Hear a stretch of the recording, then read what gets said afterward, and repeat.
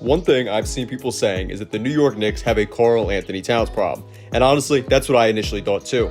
If you're watching this video, I'm sure you know the New York Knicks traded for Karl Anthony Towns back on September 27th, and it seems like after losing Isaiah Hartenstein in free agency to the OKC Thunder, the Knicks were looking for a player to fill in that starting center position. Towns does have a perception of being a soft player though, and due to him only playing the power forward position with the Timberwolves this past season, and assumingly now being asked to play the center spot in New York, I thought this was going to be trouble for the Knicks. Last season, the Knicks had the 9th best defensive rating in the NBA at 112.4 per game. But without Isaiah Hartenstein, the Knicks' defensive rating was 120.3, which is worse than any defensive rating that any of the other 29 teams in the NBA averaged last season.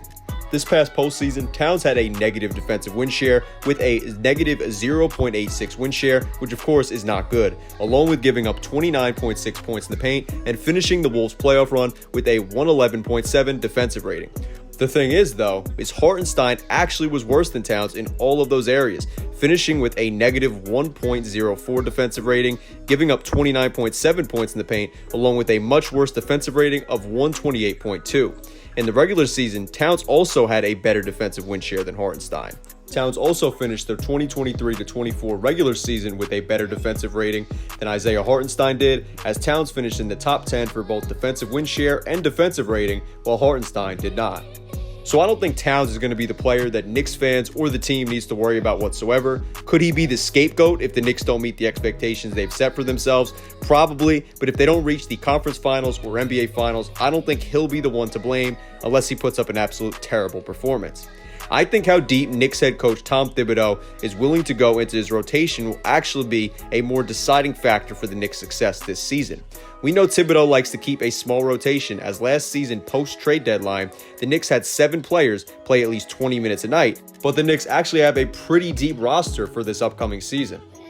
Now, one guy I've seen Knicks fans really talking about is Tyler Kolek, as he had 11 points, an assist, a rebound, and a block, along with 2 steals in the Knicks preseason game against the Hornets. But I do think Knicks fans need to remember it's just a preseason game, especially against the Hornets, who will be in the running for the worst record in the league. But yes, Kolek is a solid guy who the Knicks can throw in there, maybe give them some minutes here and there. And I personally don't have much expectations for him, but maybe I'll be wrong, and maybe he'll be a solid rotation player for the Knicks. However, I do think people aren't talking enough about the pickup of Landry Shamet, who I can honestly see being a player who comes up with some big shots for the Knicks this upcoming season. Shamet only saw 15.8 minutes a game last season, but still managed to average 7.1 points per game and hit at least a 3-pointer per game as well. Not to mention, he looked very solid in that same Knicks preseason game against the Hornets I spoke out before, finishing with 16 points on 4 of 8 shooting from 3, along with 4 rebounds, an assist, and 2 steals. I think with the Knicks trading away Donte DiVincenzo in that Towns trade, Shamet is a guy who can definitely fill in that 3-point shooter role when he's on the court off of the bench for the team.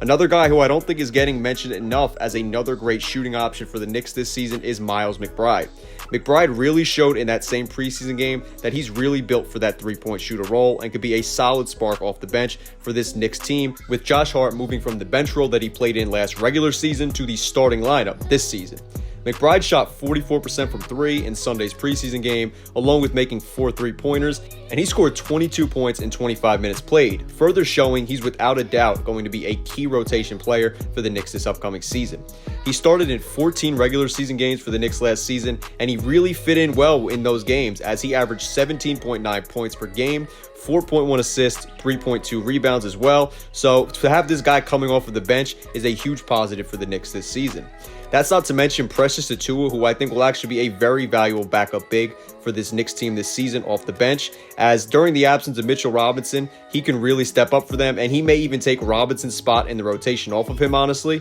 as well as the very slept-on pickup of Cameron Payne. I think Payne as a backup point guard could give the Knicks some very valuable minutes this upcoming season, but the rumors of the Knicks being interested in acquiring Marcus Smart continue to swirl, and if the Knicks were to acquire Smart, I'd have to assume he'd be their 6th man and would fill in that backup point guard role instead of a guy like Payne, as he's a great facilitator and playmaker with the ball in his hands, and he would fit much better as the backup point guard rather than taking Josh Hart's spot in the starting lineup off of him. And if that Smart trade does happen, I would say look out for the Knicks, because head coach Tom Thibodeau getting another former All-Star and Defensive Player of the Year on his roster, who is also a man who was the starting point guard of the Eastern Conference champs just a few seasons ago back in 2022, would certainly shake up the East quite a bit.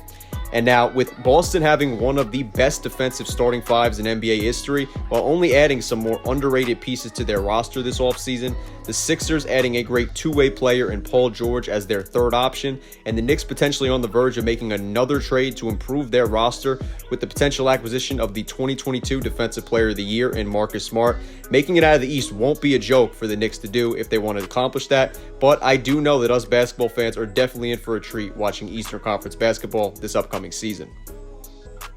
I want to know, though, in the comments what you think about the New York Knicks, any of their trades, or anything relating to the NBA or Eastern Conference down below. Of course, if you enjoyed the video, then make sure to give it a like and subscribe if you're new to the channel. Thank you guys so much for watching, and I am out. Peace.